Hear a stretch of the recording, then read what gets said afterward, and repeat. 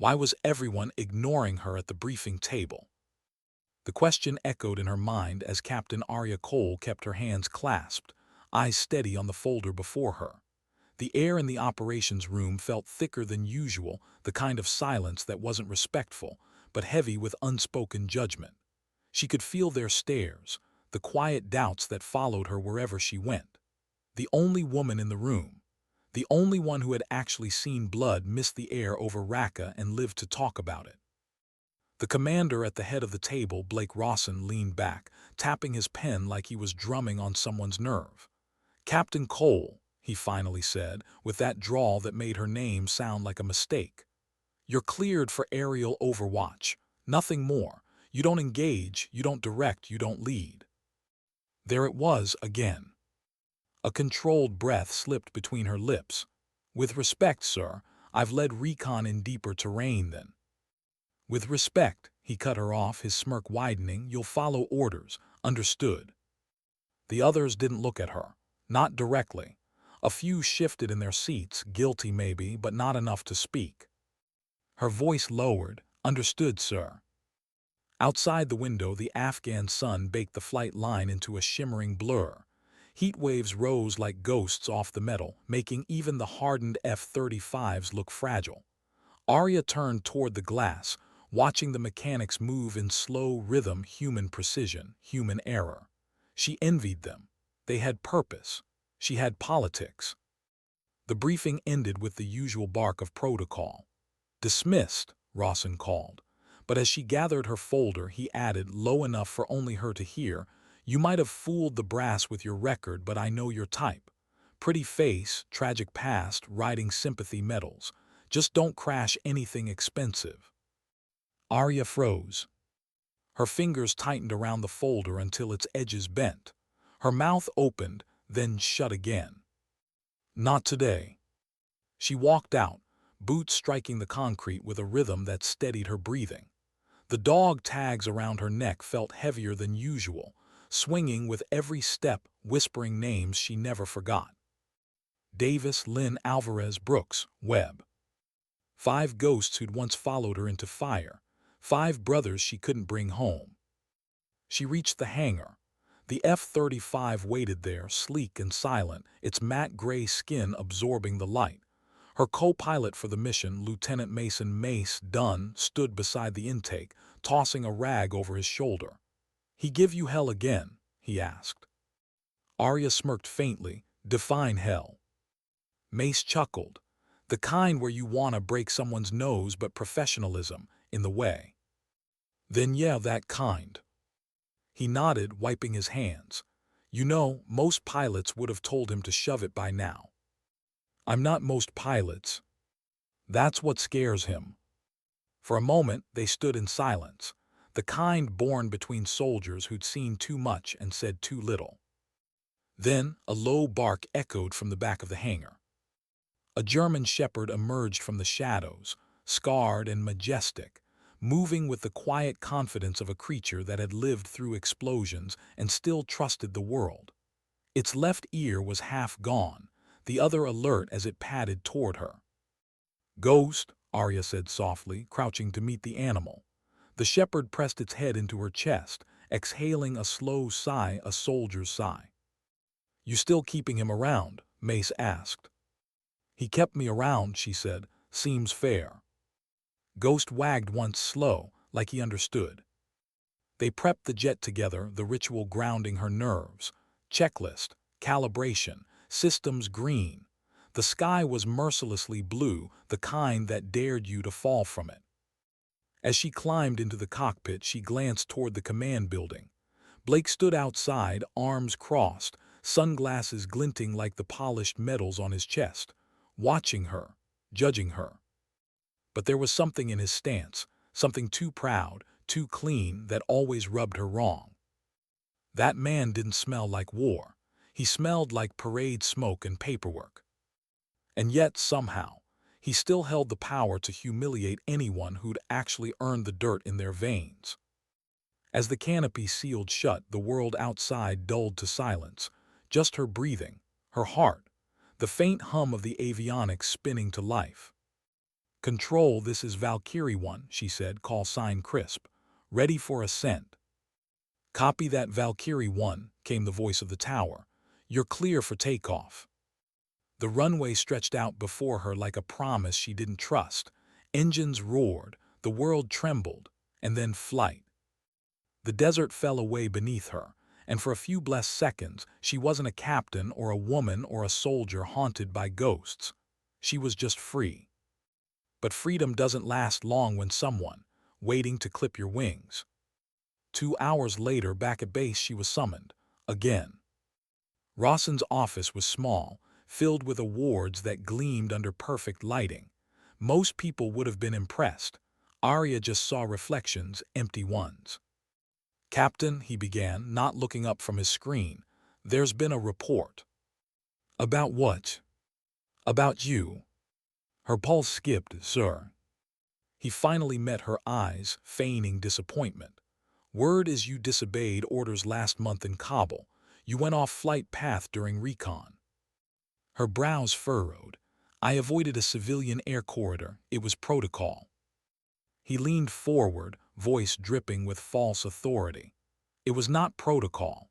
You think you get special treatment because you've got a tragic story and a cute dog. This isn't a charity for emotional pilots." Her jaw clenched. He smiled, sensing victory. "I've spoken to the board. You're grounded pending review." Silence. Grounded, the one punishment that cut deeper than any wound.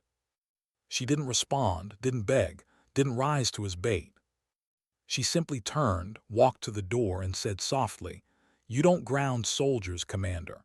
You just expose who never learned to fly." When the door closed behind her, his smirk faded. Because behind her calm, there was something he couldn't quite name, something he couldn't fake.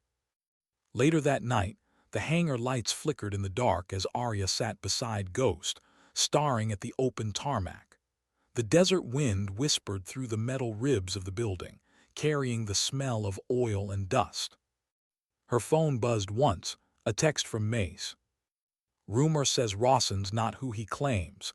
You didn't hear it from me." Her eyes narrowed. "Not who he claims." She looked down at Ghost. The shepherd raised its head, ears pricking at her tone. "Guess we're not the only ones with scars," she whispered. She didn't sleep that night. Just sat there, running her hand through Ghost's fur, eyes fixed on the stars that blinked faintly through the hangar doors. Somewhere out there, 5 names were etched into the sky. 5 reminders of how quickly command could kill trust. By dawn, she'd made a decision. It wasn't about revenge. It was about truth. Because people like Rawson didn't just wear medals, they hid behind them. And if he'd faked even one, he'd spat on every soldier who'd earned theirs in blood. When the first rays of sunlight hit the runway, Arya stood, tightening her flight jacket. Ghost rose with her. She wasn't sure what she'd find or if anyone would listen, but one thing was certain. She was done letting arrogance wear honor's uniform. As she stepped into the light, the sound of her boots echoed like quiet defiance. And in that moment, under the blazing Afghan sun, Captain Arya Cole, the pilot they called Valkyrie, made a silent promise. Not to fight louder, but to stand truer. Because sometimes dignity doesn't roar, it waits, it watches. And when the truth comes knocking, it answers with steady hands and unshaken eyes. Why did the database show 2 birth dates for the same man? That question gnawed at Arya like shrapnel under skin. She'd seen falsified records before, men who tried to make their service sound grander than it was. But this was different. The commander's file didn't just look wrong, it looked manufactured. The base was half asleep, desert wind whispering through canvas tents and metal doors. The operations office glowed faintly under fluorescent light as Arya typed quietly on the terminal, her ID badge flickering blue with every keystroke. Ghost lay curled beside her chair, head resting on his paws, one eye half open. She wasn't supposed to be there after hours. She wasn't supposed to be accessing the personnel archives either. But she'd learned long ago, in war, supposed to rarely saved lives. Her fingers moved faster as the page loaded. ROSSON BLAKT. Service Branch, U.S. Navy Ret. Rank Commander. Awards: Silver Star, Navy Cross, Bronze Star, 4 campaign ribbons. Active Service, 2003-2010. SEAL Team, classified. She frowned. SEAL records were classified, but the formatting was. This one was off. The font spacing, the timestamp, even the watermark. Someone had edited this. She tried another database, a secure internal one she still had clearance for. Her heart began to race. No active or historical record found. No Rawson, no service record. Her lips parted in disbelief. You've got to be kidding me. Ghost stirred, sensing the tension. She scrolled back, scanning every line. Then she found it buried under a duplicate file number that didn't belong in Navy archives. File transferred from Department of Veterans Affairs.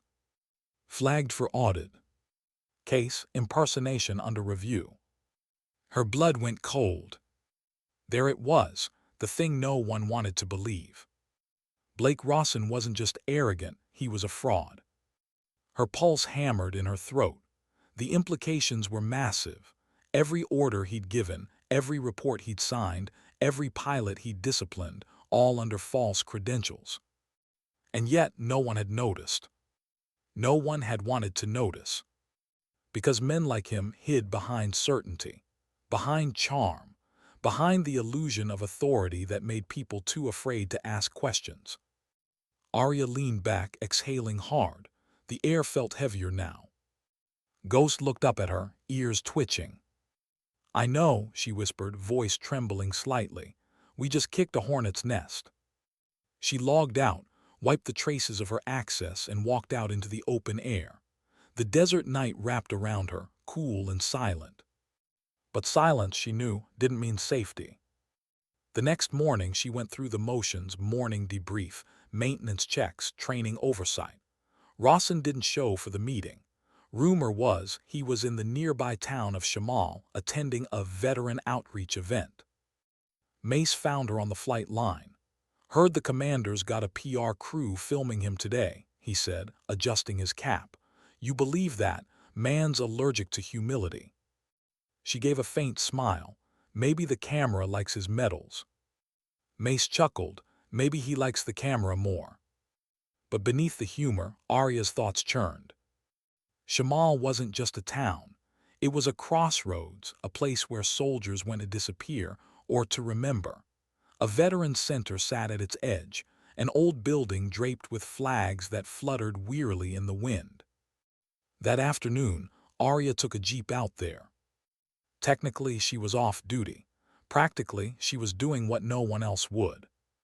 The town looked smaller than she remembered. Sand drifted across the cracked pavement, and a few children played soccer in the distance with a deflated ball. Outside the Veterans Center, a small crowd had gathered, locals, retired soldiers, and media staff holding cameras. Rawson stood near the entrance, hands clasped behind his back, voice booming with the confidence of a man who'd memorized his own legend.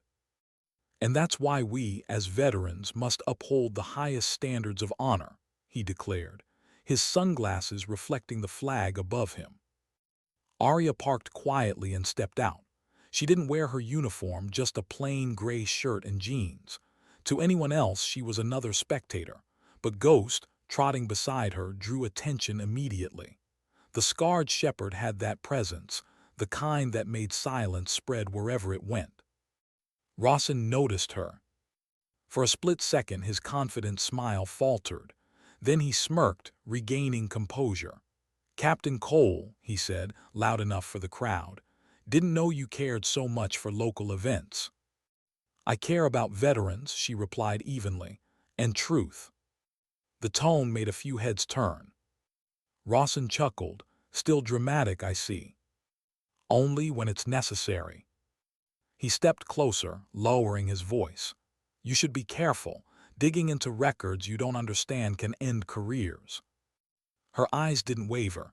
You're right, yours, for example. The smirk vanished. For a heartbeat, the world seemed to still. The breeze stopped. Even Ghost's tail froze midsway. Then a faint murmur rippled through the crowd, the kind that builds when people sense something real is about to break. Rawson leaned closer, whispering, "Walk away, Cole. You're playing a game you can't win." She met his stare, voice low but sharp. "I don't play games with stolen valor." Someone nearby caught the phrase, "stolen valor," and murmured it again, louder. The word spread fast. Rawson's face tightened. "That's enough," he barked. "You're out of line." But Arya didn't raise her voice. She didn't have to. "Then prove it," she said. "Right here, right now. Tell them your service number." He blinked. "What?" "Your Navy ID," she said, louder now so the cameras could hear. "Every SEAL remembers theirs." A hush fell. Rawson's jaw worked, but no sound came out. His hands twitched slightly, fingers flexing as if reaching for authority he no longer had. Arya stepped closer, the desert wind whipping a strand of hair across her face. "You know what the worst part is," she said quietly. "You wore those medals over men who can't even speak for themselves anymore." That did it. Rawson's temper snapped. "You're insane," he shouted, grabbing her shoulder roughly. In one swift motion, she twisted his wrist, gentle but decisive, sending him stumbling back a step. The crowd gasped. Ghost growled, low and guttural, standing between them. For a second, Rawson's face twisted with rage and fear. "You assaulted a superior officer." "You're not an officer," she said, calm as stone. Then came the sirens. When the police arrived, confusion rippled through the gathering. Rawson immediately launched into his version of events, claiming she'd attacked him unprovoked, slandering his service, endangering morale. But the senior officer who stepped out of the patrol vehicle wasn't just any officer. It was Lieutenant Dana Ruiz, former military police, now local law enforcement. She served under Cole years ago during a rescue mission in Helmand. Recognition flashed in her eyes. "Captain Cole." "Ma'am," Arya greeted quietly. Rawson jumped in. "She's unhinged. She's trying to discredit my record." Dana raised a hand, pulling a tablet from her vest. "That's interesting, Commander, because when I ran your ID through the database just now," she turned the screen around. "It came back flagged." The silence that followed was almost holy. Cameras caught it, the crowd froze. Rawson blinked, the color draining from his face. That's a mistake." "Is it?" Dana asked, her voice firm. "Because this file says you're wanted for falsifying veteran benefits and impersonating a Navy officer." Gasps rippled through the crowd. Rawson tried to speak, but his voice cracked. "You can't, you don't understand." "Sir," Dana said, stepping forward, "turn around." When the cuffs clicked into place, the metallic sound echoed against the flagpole above them, sharp, final, undeniable. The veterans in the crowd began to clap, not loud, just slow, steady, a sound that carried weight, not celebration but closure. Arya stood still, no smile, no satisfaction, just quiet resolve. Ghost pressed against her leg, sensing her unspoken exhaustion. Rawson was led away, shouting fragments of excuses no one believed anymore. When the cars drove off and the crowd began to disperse, Dana turned to her. "You always had a way of finding the truth, didn't you?" Arya shook her head. "Truth finds everyone eventually. Some people just run longer." Dana nodded, eyes soft. "You okay?" Arya looked down at Ghost, then back at the horizon where the sun had begun to set, painting the sand in gold and red. "I will be," she said, "eventually." As she walked away, the last light of day caught the edges of her dog tags, making them glint like small, stubborn stars. Ghost trotted beside her, tail low, steady, unafraid. Behind them, the veteran's center staff quietly hung a new plaque near the entrance, one that read, "Integrity is the highest rank. and beneath it a single paw print. That night, as Arya sat alone under the desert sky, she whispered to the wind, to the names she still carried on her tags. "This wasn't justice," she said softly, "just balance." Ghost rested his head in her lap. Somewhere in the distance, a flag flapped gently in the wind. And in that stillness, for the first time in years, Arya Cole let herself breathe. Because dignity doesn't always roar. Sometimes it just endures, until truth finally salutes back. Why did it feel like punishment followed her, even when she did the right thing? Arya Cole sat alone in the debriefing room, its sterile walls humming with the low buzz of fluorescent light. The space smelled of stale coffee and gun oil, the kind of scent you couldn't wash off a life spent in uniform. She'd been sitting there for over an hour. No one had said a word, not the guards outside, not the intelligence officer who had escorted her here, just silence, waiting. The kind of waiting that made soldiers sweat more than combat. Finally, the door opened. Colonel Avery Langston entered, lean, graying, a man carved from regulations and regret. He closed the door softly, then placed a folder on the table.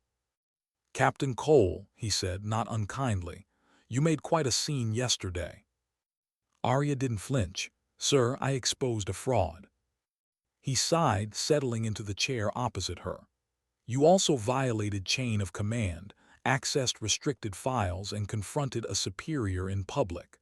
The press got hold of it within hours. Pentagon's not thrilled." She met his gaze. "Neither are the families of the men Rawson impersonated." Langston's expression didn't change, but something flickered behind his eyes. "Respect, maybe, or envy. You always did have a problem with authority. Only when it's lying." He leaned back, tapping a pen against the table. "I should ground you permanently, maybe strip rank, but the investigation confirms everything you said. Rawson's record was falsified, his credentials stolen from a deceased officer's file. He's in custody, pending federal charges." Silence lingered. "Then why am I still here, sir?" Langston studied her. "Because the world doesn't reward truth-tellers, Captain. It just tolerates them until it's convenient." Her jaw tightened, permission to speak freely. He gave a dry smile. "You already are." "I didn't join to be tolerated. I joined because integrity used to mean something." Langston closed the folder slowly. "Then keep it meaning something, but quietly. You're being reassigned, effective immediately." The words hit her like recoil. "Reassigned." "To Kandahar Air Command, Training Division." "Training desk work." A polite way to bury a soldier without digging a grave. Her voice was barely audible. "That's exile, sir." He stood, adjusting his uniform. "Call it damage control for both of us." She watched him leave. The door shut softly, but it felt final, like the click of a distant trigger. That night the base was quiet. Too quiet. Mace found her sitting beside the hangar, Ghost's head in her lap, the desert wind curling dust around them. "So," he said, crouching beside her, "they benched you." "Training division," she replied without looking up. He exhaled sharply. "That's bullshit, Arya." "Politics." "Yeah, but you did the right thing." She met his eyes. "Since when does that matter?" For a moment, neither spoke. The hum of distant generators filled the void between them. "You ever think," May said finally, "maybe we fight wars on the wrong battlefields?" She gave a faint, tired smile. "All the time." Ghost lifted his head, ears twitching toward the runway.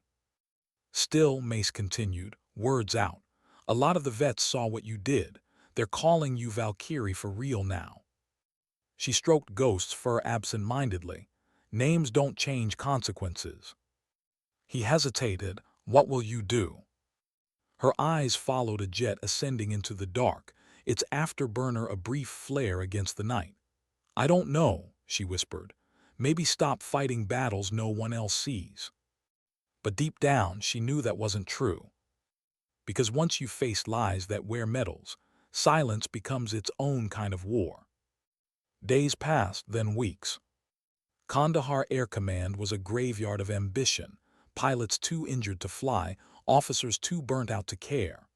Arya did her job, trained recruits, reviewed flight data, signed papers. She smiled when she had to, spoke when spoken to. But inside, something had gone quiet. Every night she replayed the same images. Her last mission with SEAL Team Bravo 9, the one no one talked about anymore. The mission that still bled behind her eyelids. Raqqa. Dust, smoke, a call gone wrong. They'd been ordered to extract hostages from a compound, fast, surgical, minimal visibility. But command had fed them bad intel. 5 men, 5 good men. Gone. She'd been the Overwatch pilot that night. She saw it unfold from the sky, the ambush, the explosion, the fire. She radioed for permission to engage. The commander denied it. Said collateral risk too high. Said hold position. By the time permission came, it was too late. When the smoke cleared, all that was left was silence. And Ghost, then barely a pup, wounded and whimpering beside the wreckage. She'd carried him out herself. 5 brothers buried, 1 dog saved. People called her a hero. She called herself a mistake that lived. And that was the night she stopped believing in authority. One evening, after another day of empty drills, she received an encrypted message on her private terminal. No sender, just a single line. You're not done, Valkyrie. They're rewriting Raqqa. Her pulse spiked. She opened the attached file.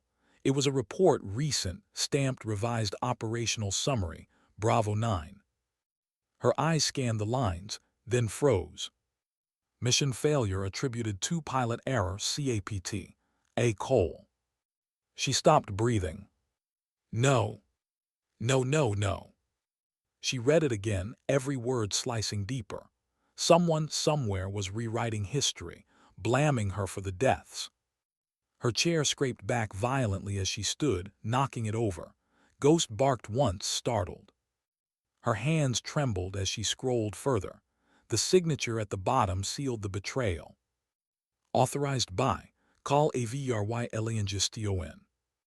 Her chest tightened. The man who just reassigned her, the one who'd told her to keep quiet. For a long moment she just stared at the screen. The walls around her blurred. The air grew thinner.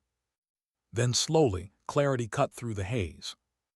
They hadn't reassigned her to protect her. They buried her to rewrite her story in silence.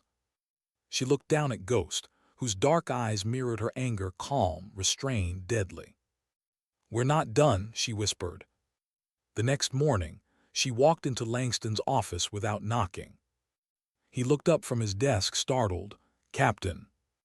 Don't captain me, she snapped. Her voice was low, steady, dangerous. You rewrote Raqqa. His face hardened. You don't know what you're talking about. I saw the report. Langston stood, leaning on the desk. You're treading on thin ice, Cole. That report is classified. So was the truth. He exhaled through his nose. You think you're the only one who lost people that night. Command needed someone to take the fall. You were the least political casualty. Her stomach turned. So you buried 5 soldiers and blamed the survivor. His voice softened like poison wrapped in silk. You were strong enough to survive it. They were. For a moment the room went silent. Then crack. Her fist slammed the table. The coffee mug shattered. Langston didn't move. You don't get to decide who lives with guilt, she said, voice trembling. You just get to hide from it. She turned to leave, but his voice stopped her. Cole, he said quietly, there are people far above me who wanted that narrative. You push this and they'll destroy you. She paused at the door. They already tried. And then she walked out, boots echoing down the corridor, each step sharper than the last. That night she stood by the airstrip, wind howling through the darkness. Ghost sat beside her, silent, watchful. The lights of the runway stretched like a path into nothingness. She pulled the dog tags from around her neck, running her fingers over each engraved name. "They think they can rewrite you," she whispered, "but they don't get to erase what we remember." Ghost whined softly. She crouched beside him, her voice low. "We're going back, boy, to Raqqa, to finish what they buried." It wasn't vengeance that burned in her chest now. It was clarity. Because somewhere in the dust and the silence, truth was still waiting, unclaimed, unspoken, unburied. And Arya Cole had never left a mission unfinished. She stood, pocketed her tags, and looked at the horizon, a line of fire splitting the black desert. Her voice, calm and steady, carried into the wind. "They took my wings," she said softly, "but they forgot Valkyries don't need permission to fly." The engines in the hangar hummed faintly, like they'd heard her. Ghost barked once, sharp, certain, ready. And for the first time in months, she smiled. Not the smile of peace. The smile of a soldier, remembering who she is. Why do the ghosts of war always whisper louder when you try to forget them? The question lingered as Arya stood in the dim light of her quarters, the desert wind pushing faint ripples through the curtains. Her duffel lay open on the bed, half-packed, half-hesitant. The smell of jet fuel drifted faintly through the window, mingling with sand and memory. Ghost paced near the door, tail low, ears perked, sensing her intent long before she spoke it. "Yeah," she murmured, glancing at him, "we're really doing this." Her reflection in the mirror stared back, eyes tired, hair pulled into a rough braid, a faint scar tracing her temple like a forgotten story. She looked less like a soldier and more like someone halfway between duty and exile. She zipped the bag and paused. Her hand hovered over the last item on the dresser, a folded photo. 6 figures stood in front of a Black Hawk, smiling through dust and exhaustion. Her, Davis, Lynn, Alvarez, Brooks, Webb, and at their feet a young German shepherd pup, tongue out, eyes bright. She traced each face with her thumb. "I'm sorry it took this long," she whispered, "but I'm coming back." The plan wasn't perfect, it wasn't even legal, but it was clear. She knew the coordinates burned into her memory like scars. She knew the terrain, the contact points, the allies who still owed her favors, and she knew how to move in silence. The hardest part wasn't leaving. It was leaving again. At 200 hours, she walked through the empty hangar, bag over her shoulder, Ghost trotting beside her. The hum of distant generators filled the dark. Mace waited near the service jeep, hands tucked into his jacket pockets. He didn't ask why. He already knew. "You sure about this?" he asked quietly. "No," she said, "but I'm sure about them." He nodded. "You'll lose everything, Arya." "I already did." He exhaled, then handed her a flash drive. "Satellite imaging from last month. I pulled it before they wiped the archives. Raqqa sector, grid 9 Delta. There's something buried near the old extraction point." She took it, eyes meeting his. "Why are you helping me?" "Because I was there too," he said softly. "Just higher up, and I should have done something then." She wanted to speak, but no words came. Instead, she reached out, gripping his hand firmly. "Thank you." He smirked faintly. "Just don't make me read your name on a wall someday." She gave a ghost of a smile. "No promises." With that, she climbed into the jeep. The headlights cut a path through the dark, the desert swallowing the sound of their goodbye. 2 days later, under the cover of a humanitarian flight, Arya touched down on a private airstrip outside Al-Hasaka. The region had changed since her last deployment, quieter, emptier, but somehow heavier with the things unsaid. Her contact met her at the edge of the runway, a woman in desert fatigues, sunglasses, and a calm that came from too many years of chaos. "Captain Cole," she greeted, "I heard rumors." Arya raised an eyebrow. "Good ones." The woman, Lieutenant Amina Shah, smirked. "The best kind, the ones command hates." They shook hands. Amina had been part of the Syrian intelligence network Arya had once coordinated with, a friend in a world where friends were rare. "I need transport to Raqqa," Arya said, "off record." Amina's smile faded. "That's a dead zone now. Nothing there but bones and ghosts." "Then it's a reunion." A long pause, then a nod. "You'll have a ride by morning."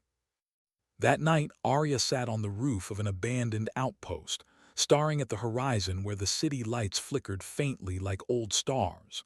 Ghost rested beside her, head on her knee. She could still hear the echo of that night, the radio static, the screams, the fire. And above it all, her own voice breaking through the headset. "Permission to engage. Targets confirmed. Request immediate air support." "Denied." Every time she closed her eyes, she still saw the fireball bloom, still heard Webb's last breath over comms. She swallowed hard. "I'm sorry," she whispered, "but I'm here now." The wind answered with silence. By dawn, they were on the move, Amina at the wheel of a dusty armored truck, Arya and Ghost in the back. The road stretched through endless desert, cracked and scarred, the sun painting everything in brutal gold. "You sure this is about justice?" Amina called back. "No," Arya said quietly, "it's about truth." "Same thing, isn't it?" "Not anymore." They passed villages reduced to rubble, flags half torn, walls still marked with the black symbols of old wars. Every mile pulled her deeper into memory. Finally, they reached the outskirts of Raqqa. The air changed there still, heavy, haunted. The city lay broken, its bones scattered across sand and silence. Rusted vehicles, collapsed buildings, a sign half buried in debris read, "Bravo 9 forward post." Arya stepped out. The wind hit her face, carrying the faint smell of burnt metal. Ghost moved ahead cautiously, nose low, tail still. "This is it," she said. Amina scanned the area. "We've got 10 minutes before the drones sweep. Whatever you're looking for, make it quick." Arya nodded, pulling Mace's flash drive from her pocket. She loaded it into her portable scanner. The coordinates flickered to life on her tablet. Grid 9 Delta, 200 meters east of the old hangar. She moved fast. Ghost followed, silent as her shadow. The sand gave way beneath her boots with every step, as if trying to swallow the truth she was chasing.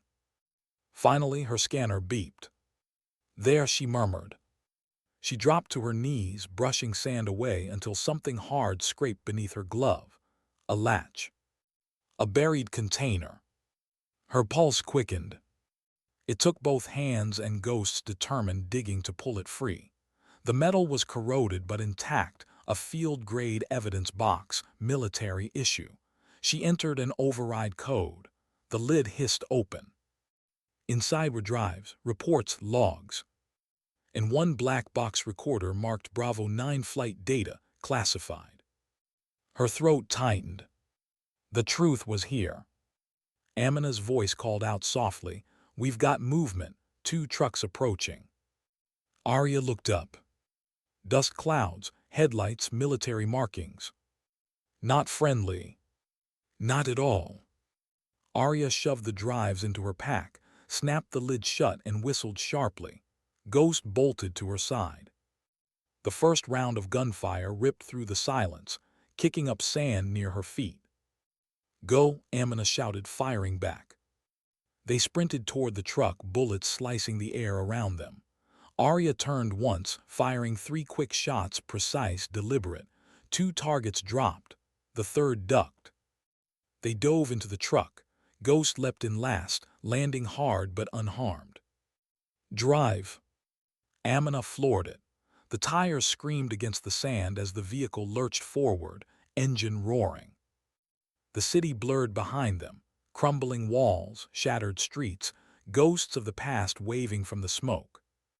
When they finally cleared the perimeter, Arya's heart was hammering so hard she could barely speak. Amina glanced over. "What the hell was that?" "Someone who doesn't want this found," Arya said, holding up the drive. "Which means we're exactly where we need to be." Amina shook her head, half laughing, half exhausted. You're insane. Probably, Arya said, but so were they. She looked down at the drive, turning it over in her palm. The same model used for mission brief logs, coded, time-stamped, unalterable.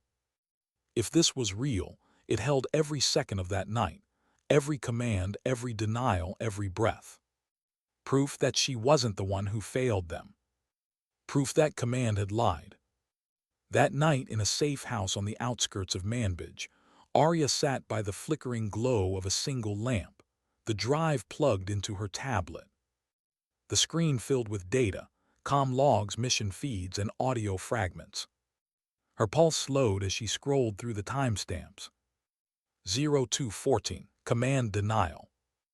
0217, repeated request for engagement. 0219, audio distortion. 0221, explosion. Then a voice. Faint, muffled, but clear enough to recognize. Negative, Valkyrie, hold your fire, do not engage. Repeat, do not engage. Another voice broke through, hers. We've got contact. We can end this, just give the... Denied, stand down, that's an order. And then silence. Explosion, screams. End of transmission. Her hands trembled. She'd heard those sounds 1,000 times in dreams, but hearing them now, knowing they were recorded, preserved, irrefutable, was something else. She closed her eyes, whispering, I told you I didn't fail you. Ghost rested his head against her leg, as if understanding. She uploaded a copy of the data to a secure server, encrypted it, and sent a single message to Mace. Got it, going public if I don't make it back. Then she leaned back, staring at the ceiling. Outside, the desert wind howled, the same sound it made the night her team died. Only now, it didn't sound like mourning. It sounded like truth sharpening its blade. The next morning, as dawn painted the sky, Amina watched her load her gear. Where will you go now? Back, Arya said, to make them listen. Amina nodded. Be careful who hears you. Arya looked at the horizon, the same endless stretch she'd crossed so many times before. I don't care who hears me, she said, as long as they don't forget. Ghost barked once, sharp and sure. The sun rose higher, cutting through the haze like fire through steel. And for the first time, Arya didn't feel like she was running from ghosts. She was walking with them. Each step steady, each breath earned. Because when the world rewrites your story, you have two choices: live in their version, or reclaim your truth. And Captain Arya Cole had chosen the latter. Why does the truth always make enemies before it finds believers? The question pulsed in Arya's mind as she stared at the satellite uplink screen, watching the progress bar crawl, 78%, 83%, 91%. The transmission to Mace was almost complete. Ghost paced restlessly beside her, tail brushing the cracked concrete of the safe house floor. The air was thick, humid, heavy with dust and tension. Almost there, she murmured, more to herself than to the dog. When the final beep confirmed the file transfer, she let out a breath she didn't know she was holding. The evidence, the audio, the flight data, the command denial was now outside Syria, sitting on a classified server under Mace's name. Even if she disappeared tonight, the truth would live. But survival wasn't her priority anymore. It was justice. She knew what would happen next. Command wouldn't stay silent, not when the data threatened to rip open a wound they'd spent years cauterizing. By dawn, every satellite over the region would be tracking her, every border checkpoint alerted. But she wasn't going to hide. She spent too long being quiet in the name of discipline. Now she wanted the world to hear what silence had cost. The safe house door creaked. Amina stepped in, holding a worn folder. You've made a lot of noise, she said, closing the door behind her. Arya looked up. Good, maybe they'll start listening. Amina sighed, dropping the folder on the table. They're already listening. I intercepted chatter from coalition intel. They're calling you a fugitive. Arya gave a faint, humorless smile. First a scapegoat, now a fugitive. They're running out of titles. Amina's tone softened. You can't fight the system head-on, Arya. It's too big. Then I'll fight for the ones buried beneath it. Amina hesitated, then opened the folder. Inside were photos, grainy aerial shots. 3 days ago, she said. Unmarked convoy near Raqqa, same coordinates you hit. Someone's cleaning house. They burned the compound, destroyed the remaining black boxes. Arya's hands curled into fists. They're covering it. Not just covering, Amina said grimly. Erasing. The words hit like a bullet. It wasn't enough that they'd lied. Now they were rewriting the ashes. Arya looked down at Ghost, whose ears flicked toward her voice. They think they can bury it again, she murmured, but they don't realize I already dug it up. That night she opened a private comm link, encrypted, Ghost network off the grid. Mace's voice came through after a delay. Cole, you're alive. Barely, she said. You get the files. I did, but there's a problem. Her heart dropped. What kind of problem? Command intercepted part of the transmission. They've initiated containment protocol. They're claiming the files are fabricated, AI-generated deepfake evidence. Arya's jaw tightened. Of course they are. They've also issued an order for your retrieval, or termination. For a moment, the world went still. She stared at the flickering lamp on the table, its light quivering like a pulse. Who signed it? Mace hesitated. Langston. Her breath came out sharp, controlled. He really wants me gone. Arya. Don't, she cut him off. Don't say you're sorry, just tell me, do you still believe me? Silence, then his voice steady. Every second of that night plays in my head. You were right, we all knew it. We were just too afraid to say it. Her throat tightened. Then don't be afraid now. I'm with you, he said. But we have to be smart. There's a journalist, retired Navy, embedded contacts in D.C. names Ellen Hayes. She's been chasing a story about falsified operations. If anyone can make this public before they bury it, it's her. Arya nodded slowly. Send me her location. I already did. Istanbul, she's expecting you. Copy that. Arya, he added, voice lower now, be careful. They're not just cleaning evidence anymore. They're cleaning witnesses. She looked out the window, the desert stretching endless under the moonlight. Then they'll have to find one who refuses to disappear. The journey to Istanbul was a blur, border crossings, forged documents, a few close calls where Ghost's quiet instincts saved her before her training did. By the time she reached the city, she was exhausted. The skyline glowed over the Bosphorus like a mirage, modern lights reflected in ancient waters. Hayes found her first. A woman in her 50s, sharp-eyed, dressed in plain clothes, carrying herself like someone who'd seen too much truth to fear it anymore. They met in a dim cafe near the water, its quiet hum masking the weight of the conversation. I thought you'd be taller, Hayes said with a small smile. Arya raised an eyebrow, disappointed. Relieved, she said, means you blend in. They sat, Ghost settled by Arya's feet, ever watchful. Hayes sipped her coffee, then leaned in. I've seen the files, your pilot logs, the comm feed, it's real. You sound sure. I've spent 20 years exposing liars, she said. I know when someone's telling the truth and when a system's desperate to silence it. Arya's voice was low. They killed 5 men with bad intel and blamed me to save face. Hayes nodded slowly.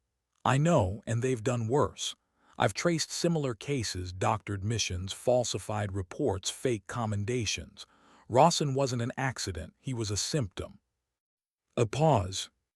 You ready to burn the system that made him? Arya looked at the horizon, ships cutting through water, lights drifting like ghosts. I'm ready to tell the truth, she said, whatever it costs. Hayes leaned back. Good, but there's a clock. Langston's name came up on a black budget directive last week. Operation Echo Line. If my source is right, it's designed to discredit you before your story breaks. Fake psychological report, falsified medical discharge leaked to the press. Arya exhaled slowly. They're erasing me from both sides. Exactly why you have to go public first. Arya nodded. Then let's do it. They spent hours uploading the data to secure networks, syncing backups, preparing the story. Hayes drafted the headline. Buried Valor. Inside the military operation they tried to rewrite. By morning it was ready. One click and the world would know. But the world doesn't let truth walk in unarmed. Just as Hayes was setting the final encryption key, Ghost growled low, a sound Arya hadn't heard since Raqqa. Footsteps outside. 3, maybe 4. Hayes froze. They found us. Arya's hand went to her pistol. Get the data online, now. The door exploded inward. Gunfire shouts. Arya dropped behind the table, returning fire precise, disciplined, controlled chaos. Hayes dove for the laptop, typing through adrenaline. Uploading 70%. A round shattered the window above her. Glass rained down. 85, she shouted. Ghost lunged, tackling one of the intruders who burst through the side door. The man screamed, weapon clattering away. Arya pivoted, firing 3 quick rounds. 2 hit center mass. 1 neutralized the second attacker. Hayes' voice trembled. 95, come on. Another shot cracked. Hayes gasped. Arya turned. Hayes was hit, shoulder bleeding. Keep going, Arya yelled. Hayes' fingers slammed the enter key. Done. The screen flashed upload complete. Arya grabbed her, dragging her toward the back exit. Ghost followed, growling, limping slightly but alive. They burst into the alley, sirens already wailing in the distance. Hayes gritted her teeth. It's out there now. They can't bury it again. Arya pressed a cloth against her wound. You're going to be okay. Hayes managed a faint smile. Don't make promises you can't keep, soldier. Arya almost smiled back, almost. Then I'll make sure this one's not a promise, it's a fact. Hours later, news networks exploded. Breaking, leaked audio reveals military cover-up in Raqqa operation. Social feeds flooded. Veterans spoke out. Families demanded answers. Langston's office went dark. The Pentagon issued no comment. But the world had seen enough. And for the first time since that night, Arya didn't feel like she was shouting into silence. She sat on the edge of a pier, Hayes recovering in a nearby clinic, Ghost lying beside her with a bandaged paw. The city lights shimmered on the water, quiet and endless.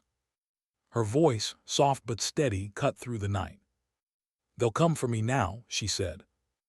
Ghost lifted his head, ears twitching. She smiled faintly. That's fine, let them come, I've been through worse. Her reflection in the water trembled, a soldier, scarred but still standing.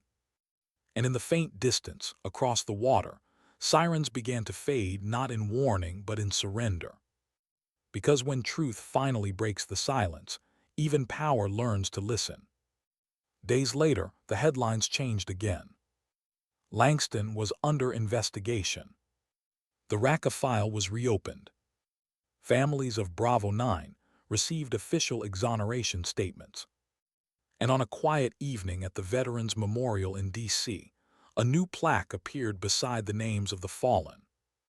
To those who stood alone when silence was safer. Beneath it, a single paw print. That night, Arya didn't celebrate. She stood under the open sky, dog tags in hand, eyes lifted to the stars that reminded her of the one she lost. Ghost leaned gently against her leg. She whispered, "We did it. They'll remember you now." The wind carried the words, scattering them across the dark, as if 5 unseen voices whispered back, "We never forgot you either." Her eyes glistened. A single tear fell, landing softly on the sand. Because victory doesn't always feel like triumph. Sometimes it feels like peace, finally remembering your name. Why does silence return so quickly after the truth finally speaks? Arya Cole sat in the small apartment overlooking the Bosphorus, lights from the passing ships flickering across her face like ghosts of distant flares. The city was alive outside, laughter, horns, life moving on. Inside it was still. She hadn't slept in days. The story had gone viral. The audio, the black box data, the cover-up, the world had listened for a while. Then, as always, the noise began to fade. Governments issued statements, committees promised investigations, generals retired early, reporters moved on to fresher tragedies. And through it all, she remained nameless now, hidden, living on borrowed passports in the quiet rhythm of survival. Ghost lay curled near the door, breathing softly. His paw, still healing from the Istanbul shootout, twitched in his sleep. Arya's eyes drifted toward the window, where rain had begun to fall against the glass. It was rare here, almost cleansing. She whispered to the night, "We told them," and still, nothing really changes, does it? The room didn't answer. It never did. 3 weeks had passed since the exposé. Langston was officially under review, but no trial date had been set. Mace had gone dark, likely reassigned, or silenced. Hayes was recovering, her article nominated for an international press award. And Arya? She was a ghost. No uniform, no name, no home. Just the woman who had once been Captain Cole. Now a rumor whispered among soldiers who still believed in integrity. Sometimes that hurt more than the gunfire ever had. She poured herself a cup of bitter coffee, the kind you drink for the heat, not the taste. The knock on the door came soft, deliberate. Her hand went instinctively to the sidearm, beneath her jacket. "Who is it?" A pause, then a voice she hadn't heard in months. "Valkyrie." "Mace." She opened the door slowly. He stood there, tired, unshaven, eyes carrying the same weight as hers. He stepped inside without waiting for an invitation, removing a soaked jacket. "You move around too much," he said. "You find me anyway," she replied. He half smiled, old habits. For a moment, silence filled the space, the kind that sits heavy between people who have both survived too much to talk about it. Then his tone shifted. "They're not done, Arya." She frowned. "Langston." He shook his head, higher. He handed her a small folder, slim, encrypted, stamped with black markings. "Intercepted this last week. Classified directive, Operation Sable Wind." She flipped it open. Objective: neutralize Cole Arya E., former USAF capt. Status: priority red.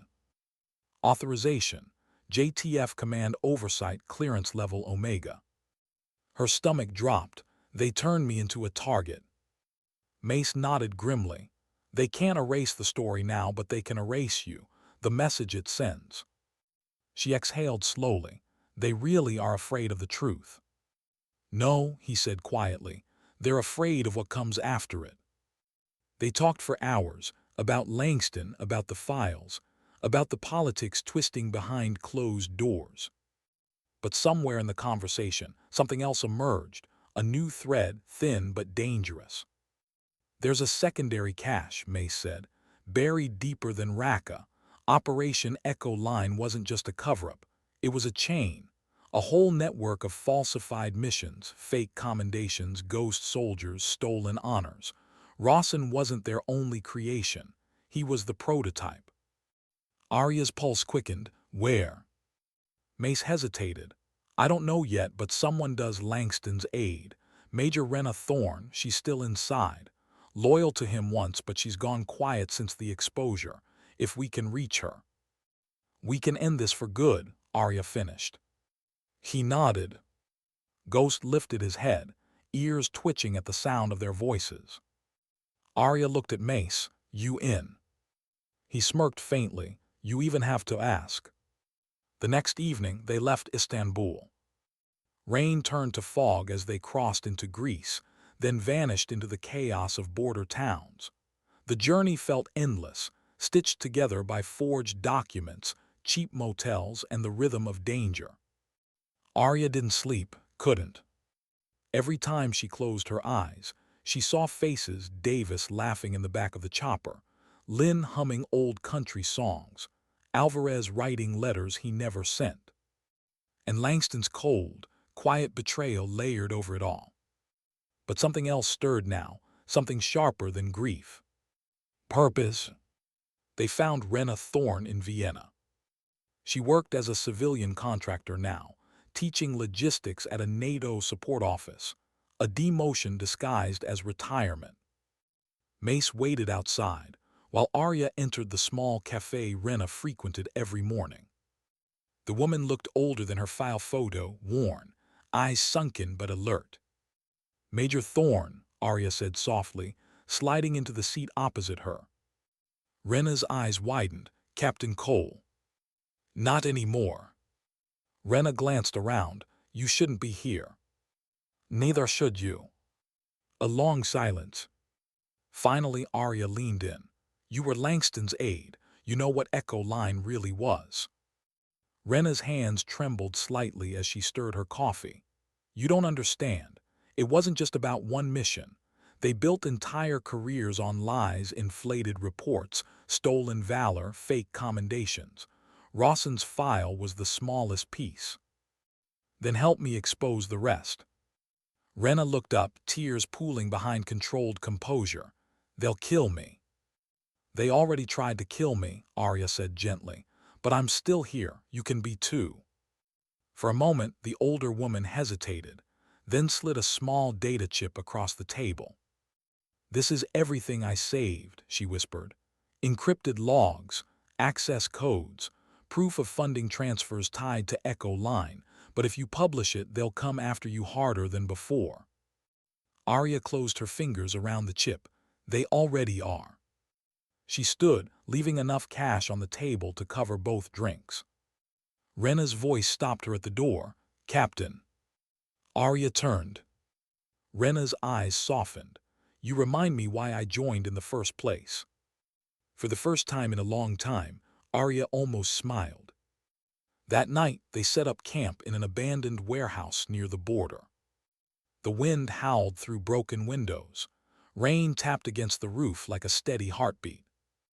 May sat at the table, decoding Rena's files, eyes scanning endless streams of data. Arya cleaned her weapon, movements calm, precise. Ghost lay beside her boots, head resting on his paws, the picture of quiet loyalty. "You know what happens if we release this," Mace said finally. "They'll hunt us," she replied. "They already are." He looked up. "You ever think about stopping, just walking away?" She thought about it, really thought about it. A cabin, the woods, no uniform, no orders, just peace. It sounded beautiful, unreal. Then she shook her head. "If I walk away now, what was all this for?" He nodded, eyes down. "Yeah, I figured you'd say that." Silence settled between them. Then softly he said, "You're the bravest person I know, Arya." She glanced at him, her tone almost teasing. "You're just saying that because I haven't gotten you killed yet." He smiled faintly. "Maybe." But beneath the humor, there was something unspoken, admiration, maybe even something deeper. It lingered in the air like the static before a storm. The next morning, they decoded the last file. It contained coordinates, a remote airfield in Albania, marked Black Vault. Hidden beneath it, according to the data, was the original Echo Line archive, the birthplace of the deception. Everything they needed to expose the system completely.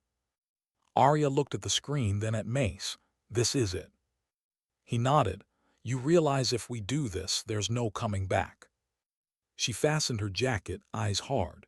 "We crossed that line a long time ago." Ghost stood stretching, ready. Arya reached down, ruffling the shepherd's fur. "You ready to see this through, boy?" The dog wagged once, slow and sure. She smiled faintly. Yeah, me too. They loaded their gear, packed light, and moved out before sunrise. The road ahead was long, narrow, and dangerous, but for the first time it didn't feel like running. It felt like coming home, because the truth wasn't a destination anymore. It was a mission. And this time, she wasn't flying under anyone's orders but her own. Hours later, as the sun burned through the clouds, Arya watched the horizon unfold, mountains, mist, freedom, and danger intertwined. She closed her eyes for a moment, letting the engine's hum merge with her heartbeat. When she spoke, her voice was low, resolute, steady.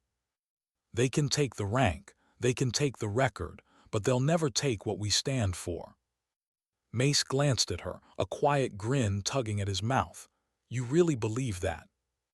She looked out the window, eyes on the rising sun. I have to, because if I stop believing in that, I stop being human. Ghost barked once, tail thumping against the floorboard.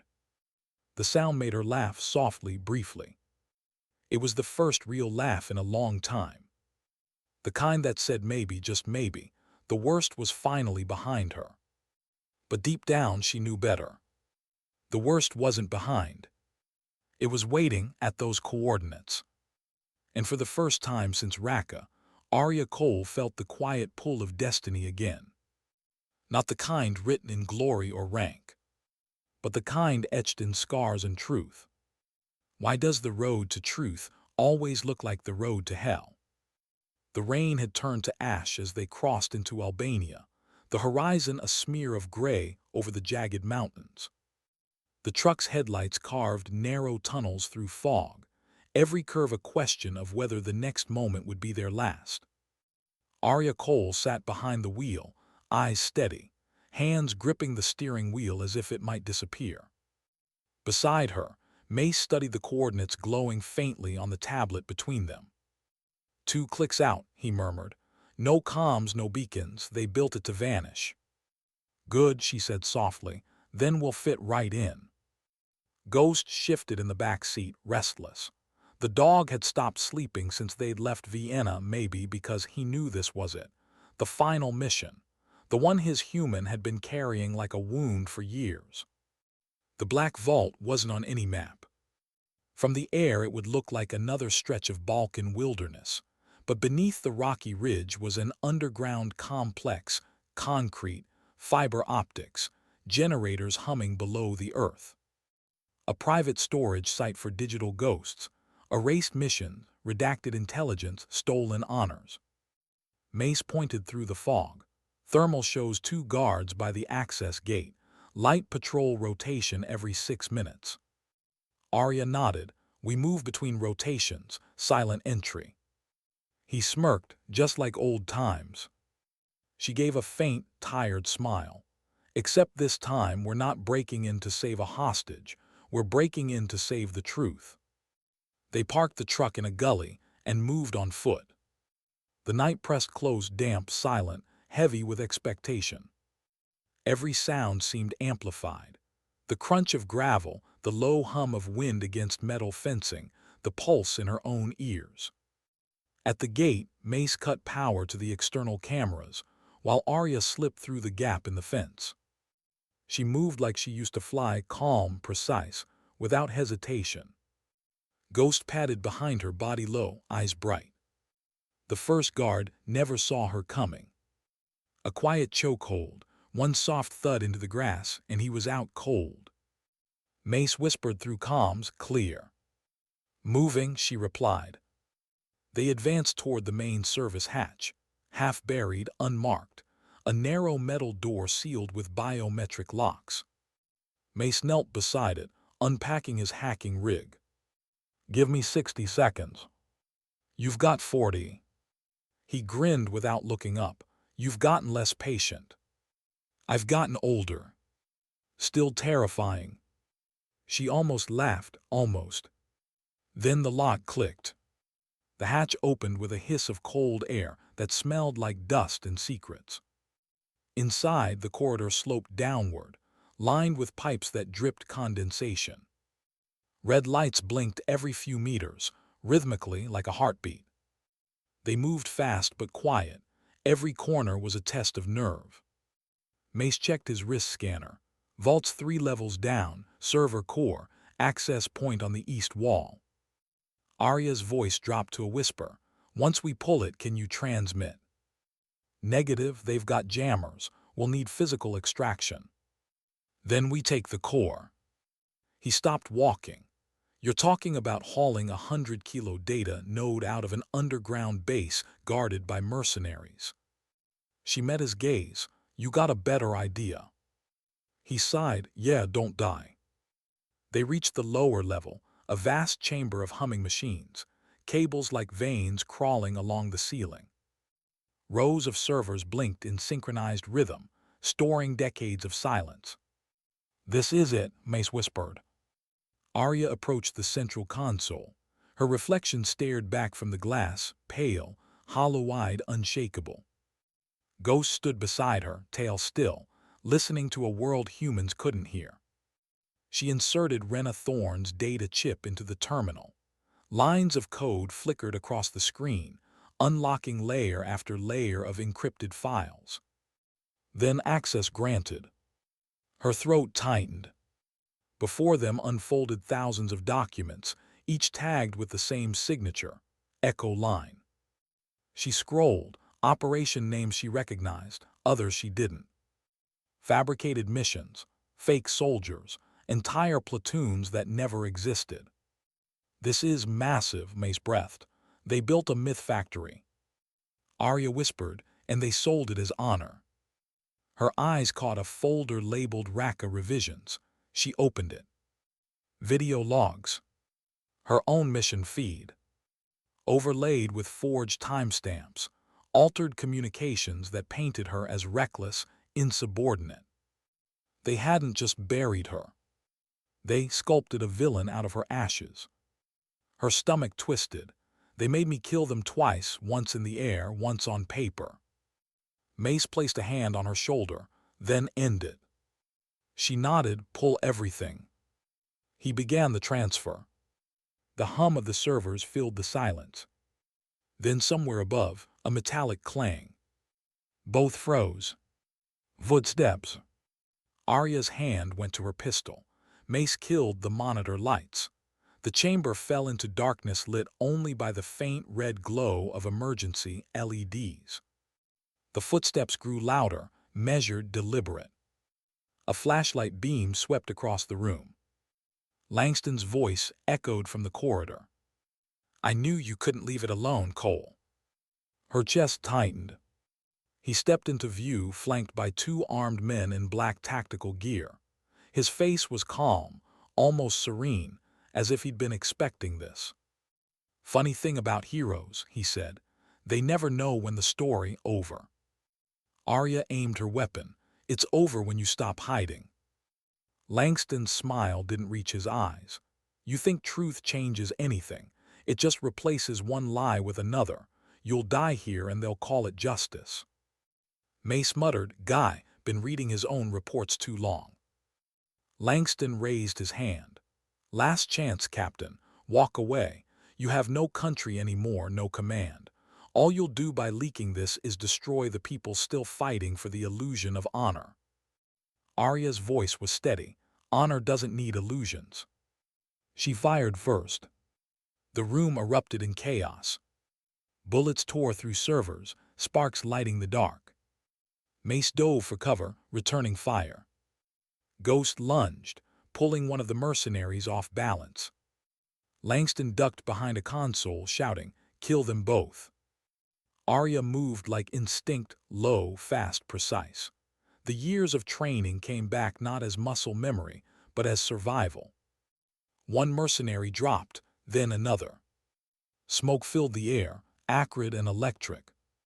Langston retreated toward the far exit, firing wildly. Arya chased, dodging rounds that shredded metal around her. He stumbled against a console, out of ammo, cornered. She leveled her pistol. For a moment, neither spoke. You think this makes you pure, he spat.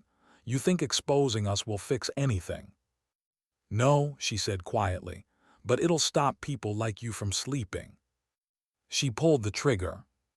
The echo rang through the vault like a bell of final judgment.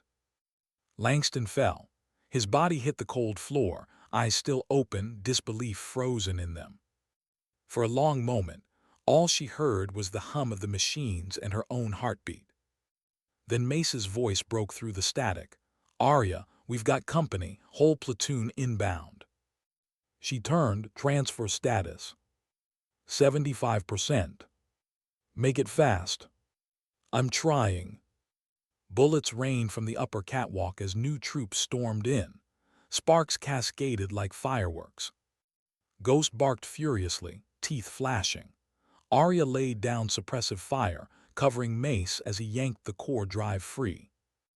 "Got it," he shouted. "Go." They ran. The exit tunnel shook from explosions behind them. Somewhere, backup generators screamed under overload. Arya didn't look back. She didn't need to. The past was collapsing on its own. They burst through the hatch into the cold night. Rain slammed against their faces, washing the smoke from their clothes. The truck waited where they'd left it, half hidden under a tarp. "Drive," she yelled, vaulting into the passenger seat as Mace gunned the engine. Gunfire echoed behind them, but the mountains swallowed the sound.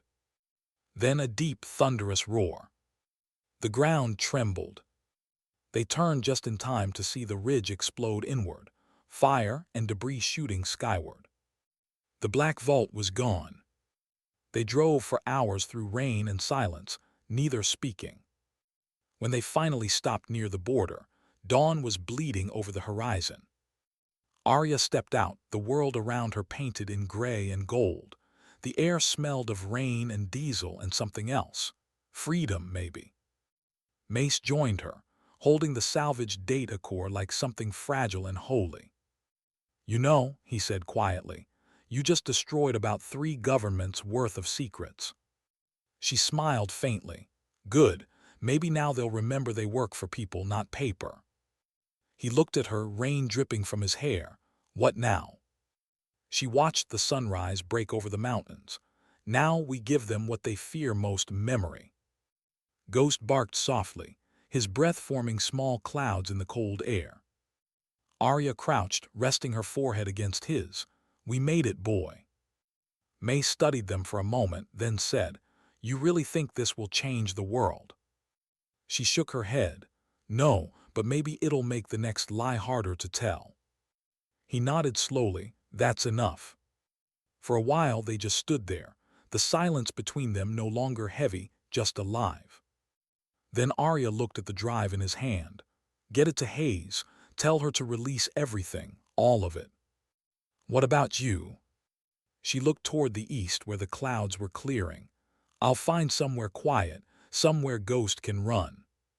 He frowned. "You'll disappear again." "Maybe, but disappearing's different when you've already been seen." He understood. They exchanged a long look, the kind that carried gratitude, history, and the ache of unspoken goodbyes. Then she said softly, "Thank you, Mace, for believing me when no one else did." He smiled. "You made it easy." The wind caught her hair as she turned away. "Take care of the world, Mace. I'm done saving it." She started walking down the muddy path, Ghost beside her, footprints filling with rainwater.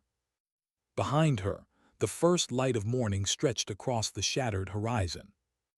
And for the first time since Raqqa, she didn't feel like she was running from ghosts. She was walking with them toward something quieter. Not victory. Not peace.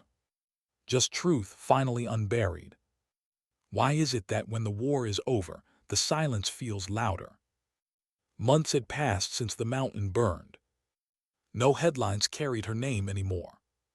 No broadcasts, no medals, no blame. Just wind and the whisper of a river that cut through the valley below the small cabin she'd found in northern Norway. A place where no one asked questions, and the sun stayed low enough to keep its secrets. The world had moved on. But she hadn't. Arya Cole woke before dawn every morning, brewed coffee on a dented stove, and watched the light stretch across the snow. Ghost, grayer now, waited by the door, his breath clouding the cold glass. He still barked at distant echoes, the crack of ice, the whine of wind, as if somewhere in that emptiness he could still hear gunfire. Maybe he did. Maybe they both did. The first letter arrived 3 months after she disappeared. No sender, no return address. Just a single sheet of paper. They reopened the hearings. Hayes delivered everything. Langston's network dismantled, families cleared, Bravo 9 honored posthumously. Wherever you are, they know now, the truth stood. She read it twice, folded it carefully, and slipped it into the logbook she kept beside her bed. She didn't cry. She just sat still, listening to the wind tap against the window like a slow heartbeat. Some nights the memories still came, not as nightmares anymore, but as visitors. Davis laughing, Lynn humming, Alvarez sketching maps in the dirt. Webb quiet, always last to speak. They didn't accuse her anymore. They just were.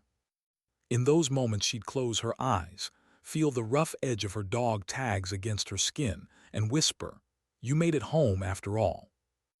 Ghost would lift his head at her voice, tail thumping softly, his way of agreeing.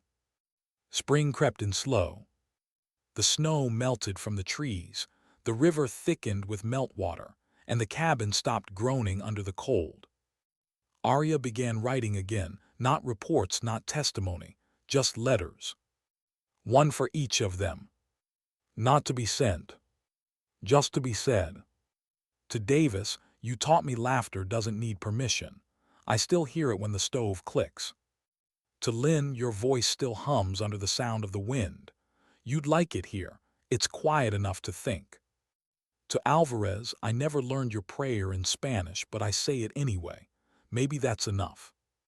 To Brooks, "You were right. Heroes don't come home, but I think they still guide the way." To Webb, "You told me once that silence is the sound of peace. I finally understand what you meant." She sealed each note in a tin box and buried it under the spruce tree behind the cabin. Ghost watched, ears tilted, as if standing guard for the fallen. One morning a helicopter passed overhead, distant, government gray. She froze, every muscle coiled in instinct, until it faded beyond the ridge. She realized then that part of her still waited for pursuit. Part of her still lived in the crosshairs of the past. But no one came. Not this time. Maybe Mace had covered her tracks.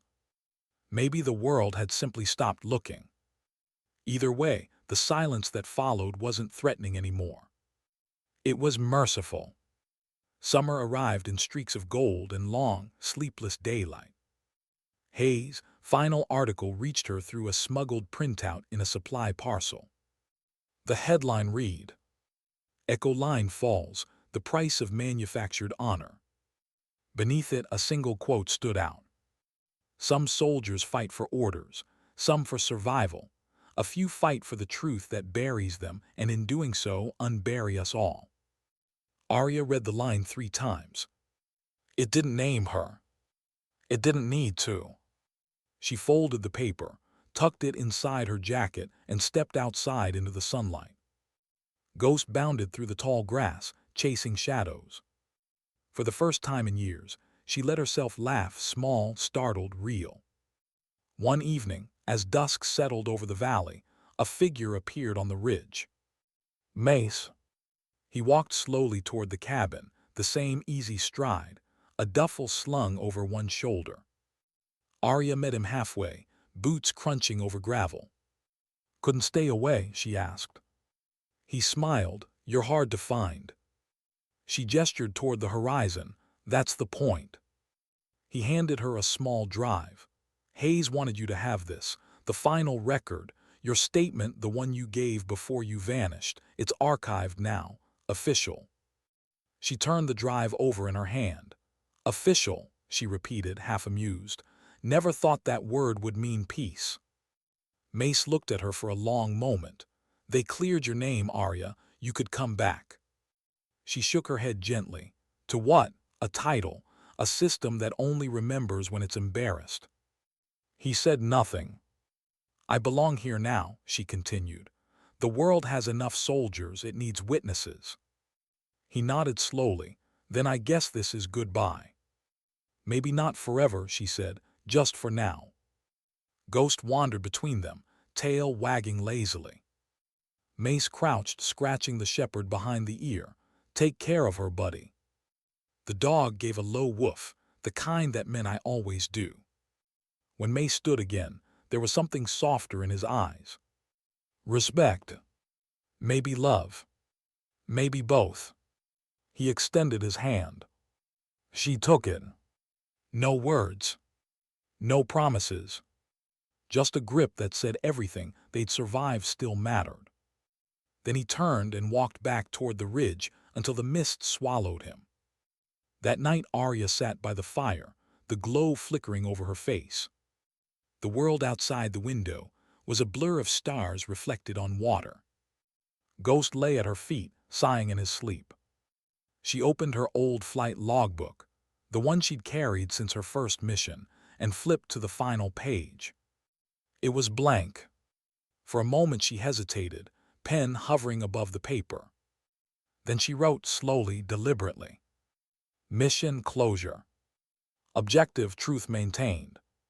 Status complete. She set the pen down, exhaled, and closed the book. Morning came gentle, gold spilling over the peaks. Arya walked to the edge of the river, Ghost trotting beside her. The air smelled of pine and clean water, nothing of dust or cordite. She knelt, dipped her hands into the current, and let the cold bite through her skin. For the first time in years, she felt unarmed and unafraid. Her reflection looked back, softened by the ripples. Not Captain Cole. Not Valkyrie. Just Arya, human, scarred, alive. She smiled. Ghost nudged her shoulder, tail sweeping arcs in the dirt. She whispered, "We made it, didn't we?" He barked once, sharp and sure. Later that day, she hiked up the ridge where the sun lingered longest. At the top stood a cairn, stones stacked carefully, marked with a small plaque she'd carved herself. 5 names. And below them a single line. Integrity is the highest rank. She knelt there for a while, tracing the letters, listening to the mountain breathe. Then she took off her dog tags, the metal dull from years of sweat and smoke, and placed them at the base of the cairn. Ghost sat beside her, ears twitching in the wind. You carried me farther than I deserved, she murmured, but it's time to let you rest too. The dog laid his head on her knee, eyes soft. I'll still hear you, she promised, every time it's quiet. The wind rose gently, lifting her hair. It almost sounded like distant rotors. Or laughter. Or both.